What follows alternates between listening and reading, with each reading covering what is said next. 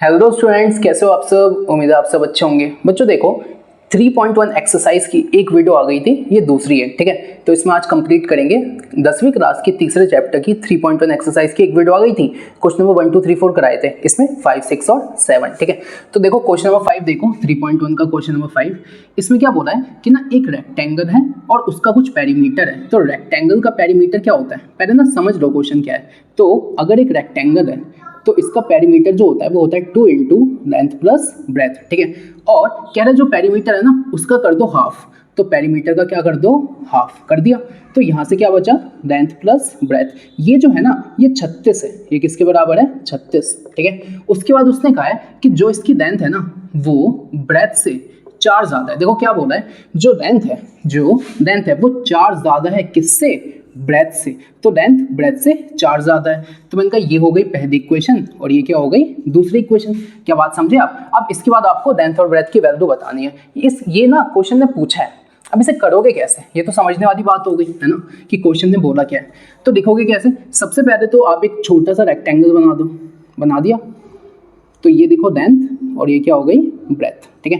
अब सबसे पहले तो ये देखो कि जो लेंथ है ना वो हो गई x मीटर्स और जो ब्रेथ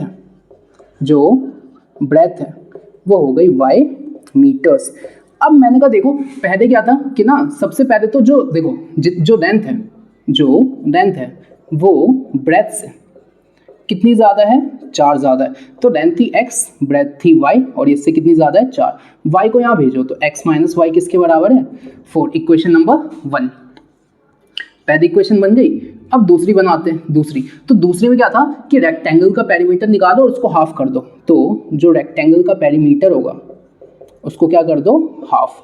तो पेरीमीटर ऑफ रेक्टेंगल होता है 2 इंटू लेंथ प्लस ब्रेथ, इसको क्या कर दो, हाफ। क्या बचा, लेंथ प्लस ब्रेथ। अब ये बताओ ना लेंथ और ब्रेथ कितना था, तो लेंथ था x और ब्रेथ क्या था, y। तो ये हो गया x प्लस y। ये किसके बराबर था, 36। तो जो दूसरी इक्वेशन आ गई वो ये आ गई x plus y equal to 36। ये आ गई दूसरी इक्वेशन। क्या बात सही है, क्या अपनी यहाँ तक की बात क्लियर है। अच्छा अब आगे देखना बच्चों, अब आगे देखना, ये था पहला, ये था दूसरा। अब क्या करना है, इसके आगे क्या करना है, तो पहली वाली इक्वेशन से एक्स वाई निकालेंगे दूसरी वाली से। तो मैंने कहा पहली वाली क्या है, ये, ठीक है। अब मैंने कहा अगर मैं यहाँ पे ये वाला बॉक्स बनाऊँ, ये वाला, तो ये हो गया x, ये हो गया y, ठीक है। अब मैंने कहा एक बार x को 0 कर दिया तो y कितना आ गया, -4। अब एक बार मैंने y को 0 किया तो x कितना आ गया, 4, ठीक है।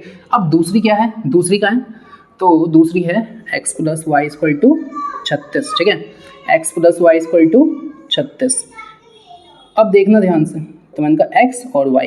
अब मैंने कहा देखो बच्चों ध्यान से समझना, यहाँ ध्यान से सुनना। मैंने कहा अगर मैं x को 0 रख दूं तो y 36 आएगा और y को 0 रख दूं तो x 36 आएगा। क्या आपको बात समझ आ गई। लेकिन मैंने कहा 36 ग्राफ पे बनाना तो बहुत बड़ी वैल्यू हो जाएगी। तो ऐसा करता हूँ ना, एक बार मैं x को 18 रख देता हूँ तो y भी कितना आ गया, 18 हो गया, ठीक है।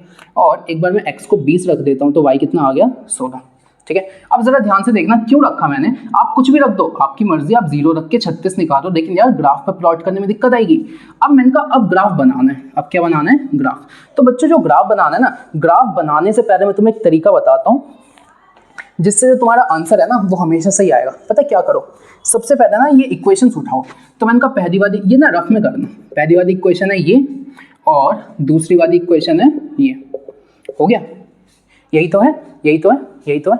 अच्छा अब ध्यान से समझना, देखो सबसे पहले ना आपको कॉमन पॉइंट ढूंढना है। तो कॉमन पॉइंट के लिए पता भी तो होना चाहिए कॉमन पॉइंट आएगा क्या, उसकी ट्रिक देखो। तो मैंने कहा एक बात बताओ, इसको अगर मैं ढंग से लिखूं तो x equal to 4 plus y लिख सकता हूँ, भाई उधर भेज दो, ठीक है। अब ये जो x की वैल्यू है ना ये यहाँ डाल दो सेकंड वाली इक्वेशन में। इसको कहते हैं द मेथड ऑफ सब्स्टिट्यूशन। और ये ना अगर आपसे क्वेश्चन ग्राफिकली बोला है तो इस चीज को कॉपी मत करना, इसको रफ में करना, पीछे गई। अब बताऊंगा क्यों। तो मैंने कहा इसको यहाँ पे डाला तो x प्लस वाई था 36, x की जगह देखो 4 प्लस वाई और यहाँ पे भी y है, किसके बराबर, 36। 4 प्लस y और y कितना हो गया, 2y, 36।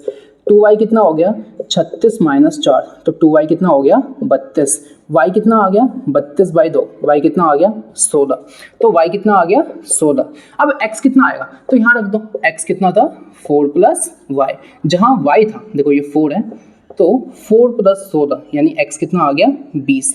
तो मैंने कहा मेरे को ना असल में जो मेरा आंसर आएगा ग्राफ पे, जो मेरा आंसर आएगा उसमें x की वैल्यू 20 होनी चाहिए और y की वैल्यू कितनी होनी चाहिए 16। तो सुनो, अगर तुम्हारा कॉमन पॉइंट 20,16 पे नहीं आ रहा तो ला दो ना भाई, ला दो ना, क्या जा रहा है ना। ये तो रफ में करना है, इससे मुझे पता चल गया ये आंसर आना है तो ये आंसर मैं ला दूंगा ना, समझे। यही तरीका है अगर आपको हमेशा सही करना है। ग्राफिकल मेथड जो है उसमें अगर आप चाहते हो कि कॉमन पॉइंट में गलती ना हो तो इस चीज को करो रफ में और बताओ इस पॉइंट की वैल्यू ये है, नहीं भी आ रही तो बना दो, समझे, ऐसे करना है।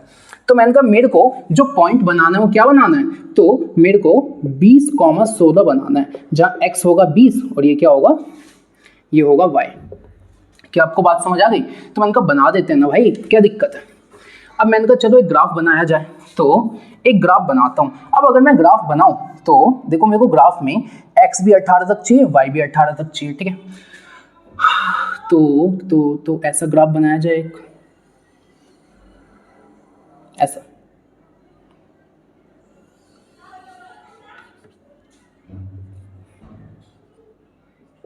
ये हो गया x और ये हो गया y, ठीक है। अब देखो बच्चों मेरे को 18 तक चाहिए ना, 18 तक, तो मैं ऐसा करूं, मैं 2-2 का गैप दे देता हूं। कितने का गैप दे देता हूं? 2-2 का, ठीक है। तो मैंने कहा 2, 4, 6, 8, 10, 12, 14, 16, 18, 2, 4, 6, 8, 10, 12, 14, 16, 18, ठीक है।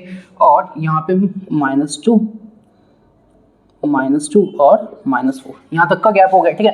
अब मैंने कहा पहली वैल्यू क्या है, जब x 0 है तो y कितना है -4, 0 को छोड़ो y कितना है -4, ये रहा। तो ये हो गया फर्स्ट पॉइंट। अब दूसरा क्या है, x है 4 और y है 0, तो x 4 कहाँ पे है, ये रहा। तो ये क्या हो गया दूसरा पॉइंट। अब इन दोनों को जोड़ो, तो मैंने कहा ये हो गई लाइन नंबर 1, ठीक है। अब दूसरी लाइन बनाओ, तो मैंने कहा जब x 18 है तो y भी कितना है 18, तो x 18 ये रहा, y 18 ये रहा। तो मैंने कहा देखो ये वाला पॉइंट क्या हो गया C और ये वाला क्या हो गया D। x है 20, y है 16, तो अच्छा x 20 भी है क्या, तो 20 बना दो, ये हो गया 20 और y कितना है 16, ये रहा।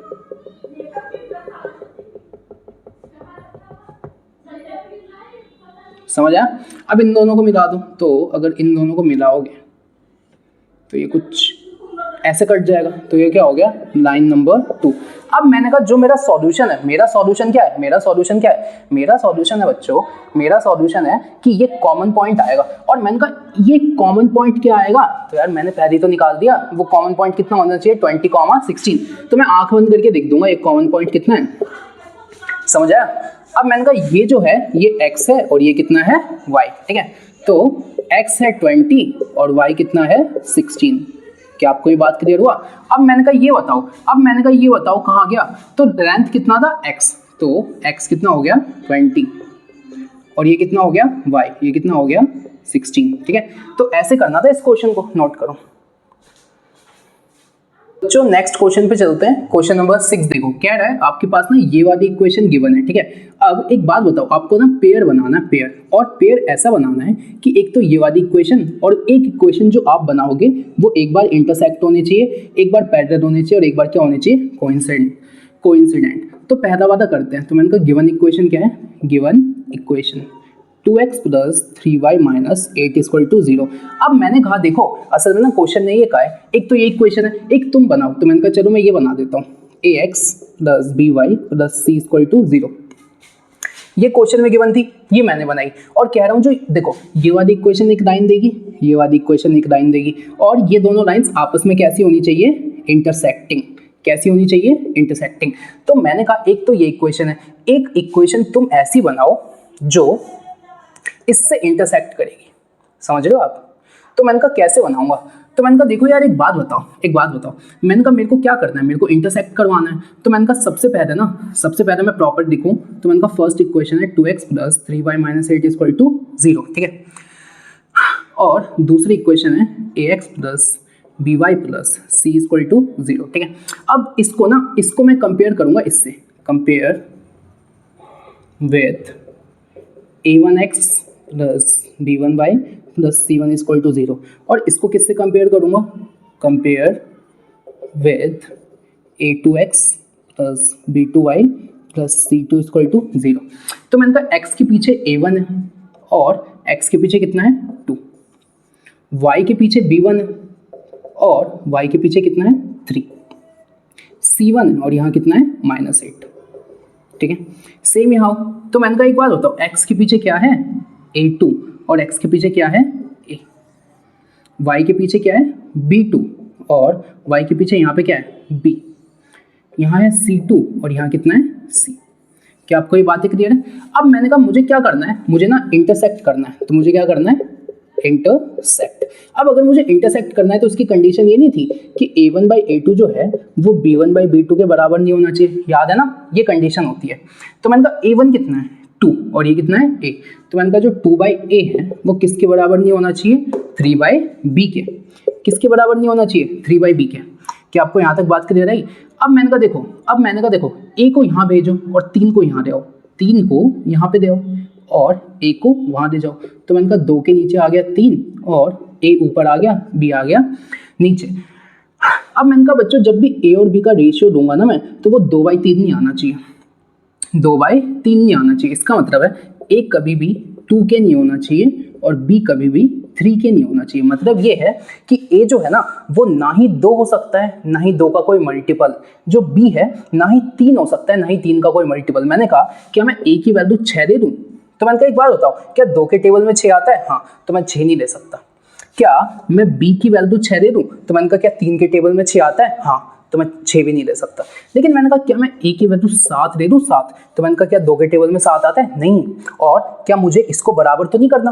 तो मैंने कहा मेरे को 7 दे सकता हूँ लेकिन 6 नहीं दे सकता। क्यों?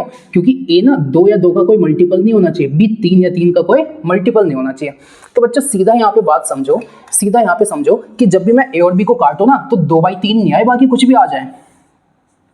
तो मैंने कहा यहाँ से सीधा सीधा मैंने कहा जो a है ना वो 2 या 2 का कोई मल्टीपल नहीं होगा और जो b है वो 3 या 3 का कोई मल्टीपल नहीं होगा। तो मैंने कहा क्या हो गया? तो मैंने कहा यार a ना 2 के पहाड़ में नहीं आना चाहिए। तो मैंने कहा a को मैं 3 दे दूं क्या? 2 के टेबल में आता है? नहीं। b जो है वो 3 के टेबल में नहीं आना चाहिए। तो मैंने कहा b को मैं 4 दे दूं क्या?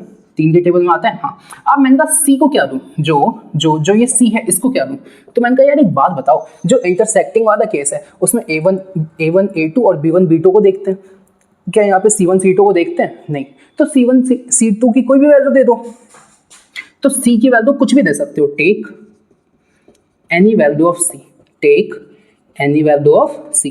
तो मैंने कहा कुछ भी दे देता हूँ, तो मैं दे देता हूँ 10। भाई मेरी मर्जी में कुछ भी दे सकता हूँ, माइनस में भी दे सकता हूँ। तो मैंने कहा जो मैंने इक्वेशन लिखी थी वो क्या थी? वो इक्वेशन थी ax plus B Y plus C. Equation थी ax plus B Y plus C equal to 0। मैंने कहा a की वैल्यू मैंने क्या मान दी 3, b की वैल्यू मैंने क्या मान दी 4 और इसकी वैल्यू कितनी मान दी 10। तो जो बच्चों ये वाली जो इक्वेशन है ना, मुझे ये इक्वेशन दी थी, मैंने ये इक्वेशन बना दी। ये इक्वेशन और ये इक्वेशन से जो बनने वाली लाइन है ना, ये एक दूसरे को इंटरसेक्ट करेगी। ये एक दूसरे को क्या करेगी? इंटरसेक्ट। अब सुनो, अब किताब के पीछे आंसर देखोगे तो हो सकता है वो आंसर इससे अलग हो, बिल्कुल हो सकता है। तो बच्चों देखो ना, क्यों नहीं हो सकता? मैंने कहा ये इक्वेशन है तुम्हारे पास, ये वाली, इस इक्वेशन से बनेगी एक लाइन और मैंने कहा जो ये वाली इक्वेशन है ना इससे भी बनेगी एक लाइन जो कि इसको काट रही होगी। तो मैंने कहा एक बात बताओ, जो ये वाली लाइन है उसको सिर्फ ये काटेगी? मैंने कहा इस लाइन को तो हजारों लाइंस काट सकती है। तो हो सकता है कि मैंने ना इस वाली लाइन की इक्वेशन बताई, किताब ने इस वाले की बताई हो, तुम जो निकालोगे इस वाले की निकालोगे, तो हर एक लाइन इंटरसेक्ट कर रही है कि नहीं कर रही? हाँ है ना? तो ये भी ठीक है, समझे? तरीका क्या है, तरीका समझो। मेन ना तरीका होता है, तरीका ये था बच्चों कि मैंने कहा सबसे पहले तो गिवन इक्वेशन लिख दिया, गिवन इक्वेशन को इससे कंपेयर किया, फिर दूसरी इक्वेशन लिखी, दूसरी इक्वेशन को इससे कंपेयर किया, जैसे करते हैं। फिर a1 b1 c1 a2 b2 c2। फिर मैंने कहा इंटरसेक्टिंग में a1/a2 b1/b2 के बराबर नहीं होना चाहिए, तो ये लिख दिया। फिर मैंने कहा a b को उधर भेज दो। तो मैंने कहा जो a और b है ना, a कभी 2 नहीं हो सकता या 2 का कोई मल्टीपल नहीं हो सकता, b कभी 3 नहीं हो सकता, 3 का कोई मल्टीपल। तो मैंने कहा a 2 नहीं हो सकता या 2 का कोई मल्टीपल नहीं हो सकता, तो 2 या 2 के मल्टीपल के अलावा तो कुछ हो सकता है। तो मैंने कहा मान लो 3 है, भाई मेरी मर्जी। अब मैंने कहा जो b है वो 3 या 3 का कोई मल्टीपल नहीं हो सकता, तो मैंने कहा 4 हो सकता है, हाँ तो 4 मान दिया, समझे। तो a 3 हो गया, b 4। अब मैंने कहा इस पूरे फॉर्मूले में कहीं c आता है, नहीं आता, तो c की कोई भी वैल्यू मान दो, तो मैंने 10 मान दी। तो मैंने कहा इक्वेशन क्या मानी थी, ax plus by plus c। a था 3, b था 4, ये था 10, तो ये आ गया आंसर। और ये भी ठीक है, किताब के पीछे भी ठीक है, तुम जो करोगे अगर मेथड सही है तुम्हारा तो वो भी ठीक है, समझे। इसे नोट करो। हो गया, इसे मिटा रहा हूं।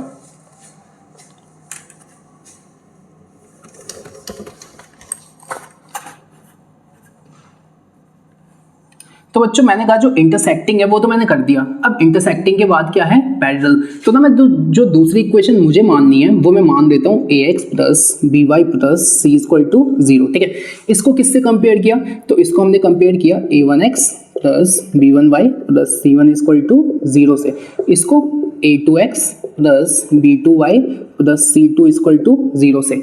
तो मैंने कहा यहाँ से बताओ, यहाँ पे 2 है और यहाँ पे a1 है, ठीक है। तो यहाँ देखो a1 कितना है 2 और a2 कितना है a, ठीक है। फिर b1 कितना है, तो b1 ये रहा और 3 ये रहा, तो b1 है 3। और b2 कितना है b2, तो b2 कितना है ये वाला b, ठीक है। c1 कितना है -8, दिख रहा है। और c2 कितना है, सिर्फ c2 कितना है c। अब मैंने कहा अब मुझे पैरेलल लाइन बनानी है, तो ये बताओ पैरेलल लाइन का क्या केस होता है। पैरेलल लाइन का होता है a1 by a2 is equal to b1 by b2 but it is not equal to c1 by c2, यही होता है। तो मैंने कहा ये कितना है 2 by a is equal to 3 by b is not equal to -8 by c, ठीक है। तो मैंने कहा पहले इन दोनों को सॉल्व करो, इन दोनों को। तो मैंने कहा 2 by a किसके बराबर है 3 by b के, तो अब क्रॉस मल्टीप्लाई करो, तो ये बना 2 into b equal to 3 into a। अब ना ये b को नीचे ले जाओ, इसके आगे देखो, इसके आगे मैंने क्या है 2 into B equal to 3 into A. तो मैंने कहा ये हो गया 2/3 is equal to a by B. अब मैंने कहा देखो a ना 2 होना चाहिए, 2 का कोई मल्टीपल, तो a होना चाहिए 2 के और b होना चाहिए 3 के, ठीक है। तो अब मैंने कहा मान लो बच्चों कुछ भी हो सकता है, कुछ भी। तो मैंने कहा a जो है ना वो 2 या 2 का कोई भी मल्टीपल हो सकता है, 3 या 3 का कोई भी मल्टीपल हो सकता है। तो मैंने कहा मान लो k की वैल्यू ना मैंने 2 रख दी, तो a की वैल्यू कितनी आ गई 4 और b की वैल्यू कितनी आ गई 6। अब इस इक्वेशन में कहाँ गया, इस इक्वेशन में a और b तो मिल गया, c नहीं मिला। तो अब ना c को कंपेयर करो, अब इन दोनों को उठा लो। तो अब क्या लिखा हुआ है, यहाँ लिखा हुआ है 3/b should not be equal to -8/c, ये लिखा हुआ है। अब ध्यान से सुनना, मैंने कहा यहाँ पे कौन सा साइन है, नॉट इक्वल टू, तो मैंने कहा b को यहाँ भेजो, 3 को यहाँ ले आओ, ये लिखा हुआ है, यही लिखा हुआ है। अब मैंने कहा b की वैल्यू अभी अभी मैंने कितनी निकाली है 6, यहाँ रख दो, हो गया। अब मैंने कहा देखो 3 1 जा 3 2 जा, तो ये हो गया -1/8 नॉट इक्वल टू 2/c। अब अगर मैं सॉल्व करूं तो c into -1 is not equal to 8 into 2, minus यहाँ से हटा के यहाँ दे दूं। तो मैंने कहा c जो है वो -16 नहीं होना चाहिए, c कितना नहीं होना चाहिए -16। तो मैंने कहा -16 नहीं होना चाहिए, बाकी तो कुछ हो सकता है। तो मैंने कहा ठीक है, c को मैंने 10 मान दिया, c को कितना मान दिया 10। भाई मेरी मर्जी ना, मैंने कहा a और b तो आ गए, c -16 छोड़ के कुछ भी दे रहा, मैंने कहा 10 दे रहा। अब इक्वेशन क्या बनी, तो इक्वेशन थी ax plus by plus c equal to 0, 4x plus 6y plus 10 is equal to 0। समझे।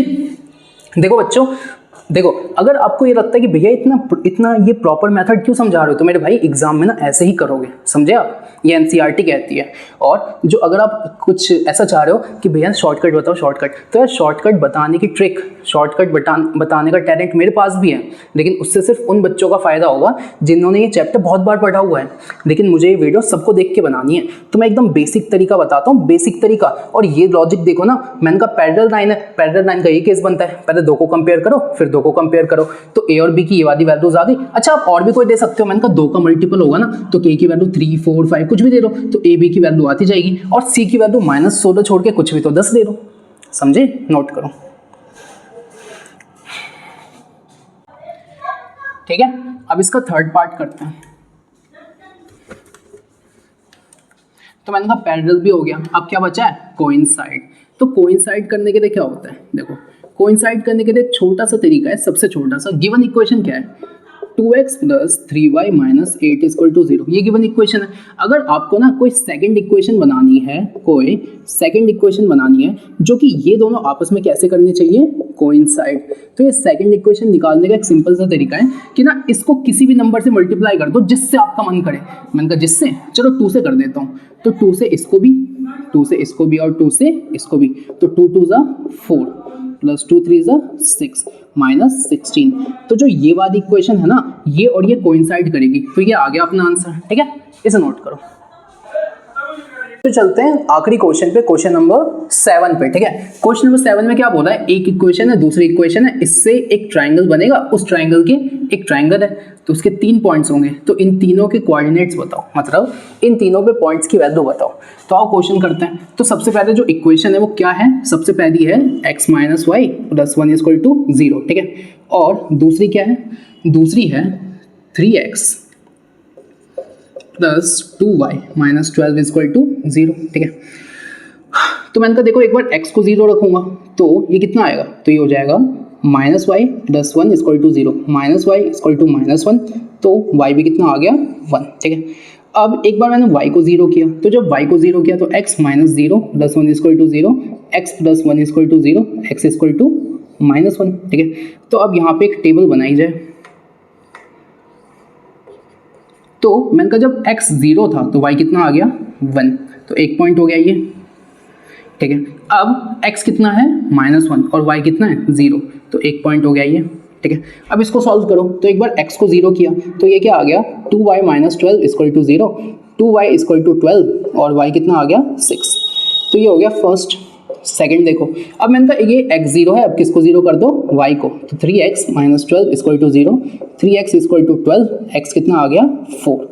ठीक है, तो अब यहाँ पे एक सेकंड पॉइंट बना, तो जब x 0 है तो y कितना है 6, तो ये हो गया C, और जब x 4 है तो y कितना है 0, ये हो गया D। ठीक है, अब इसके आगे ग्राफ बनाया जाता है।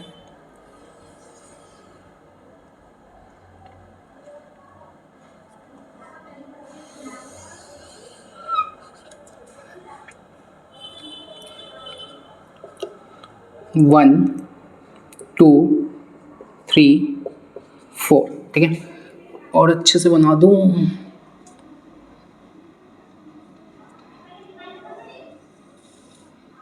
वन 2 3 4। ठीक है, और y में 6, तो उनका 1 2 3 4 5 6,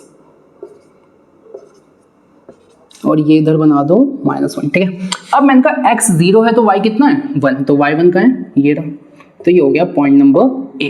अब x है -1 y 0, तो x -1 ये रहा, ये क्या हो गया पॉइंट नंबर बी, इसको इससे मिला दो,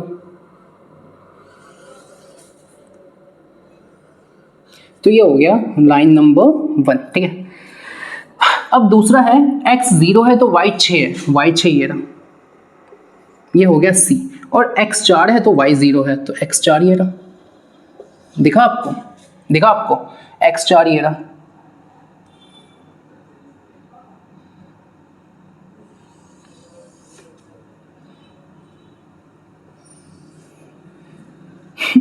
यार ये लाइन क्यों नहीं मिलती।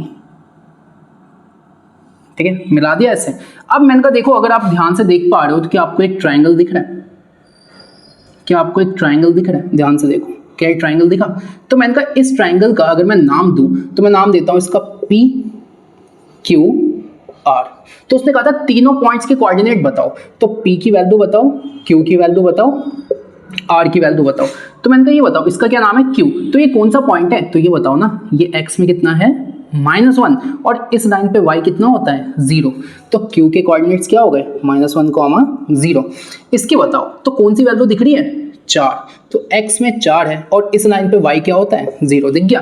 अब इसकी वैल्यू बताओ इसकी, तो साफ देखो ना कितना दिख रहा है, तो ये x में 2 होगा, y में कितना होगा 3। और उसने कहा था जब आपने ट्राइंगल बना दिया अब इसको शेड कर दो, तो ये दो भाई। ठीक है, तुम में से जिसकी ड्राइंग बहुत अच्छी है, कलाकारी बहुत अच्छी है, वो ऐसी शेड कर देना। ठीक है, तो बच्चों यहाँ पे देखो इस वीडियो में ना सबसे पहले तो सॉरी कि इस वीडियो में आपको थोड़ा बहुत आपको इसमें शोर शराबा मिल गया होगा, ठीक है। आसपास थोड़ा बहुत शोर होता है तो थोड़ा एडजस्ट कर लो। मैं कोशिश करूँगा शोर ना हो, बट जो कुछ लोग हैं उनको, कुछ बच्चे उनको नहीं समझा सकते, ठीक है, तो तुम ही समझ लो। तो यहाँ पे एक्सरसाइज खत्म होती है। कोई भी डाउट है, थोड़ा बहुत शोर है, कोई नहीं, एडजस्ट कर दो, नेक्स्ट वीडियो सुधार देंगे। और यहाँ पे एक्सरसाइज खत्म होती है। बहुत जल्दी 3.2 का इंट्रोडक्शन में देके आऊँगा, बहुत जल्दी क्या कल ही दे आऊँगा, तो फटाफट इसे देखो। और कोई भी डाउट हो, कुछ भी डाउट हो तो ज़रूर कमेंट करके बताना, मैं सेपरेट वीडियो भी बना दूंगा। लेकिन पता तो चले डाउट आ भी रहा है, यहाँ पे क्लियर है। वैसे तो मैंने आराम से समझाया है, अगर आपको समझ नहीं आया तो एक बार वीडियो पीछे करो फिर देखो, आ जाएगा। फिर भी नहीं आता तो कमेंट करके बताओ, ठीक है। तो बच्चों यहाँ पे इसको खत्म करते हैं और पढ़ाई करते रहिए। All the very best.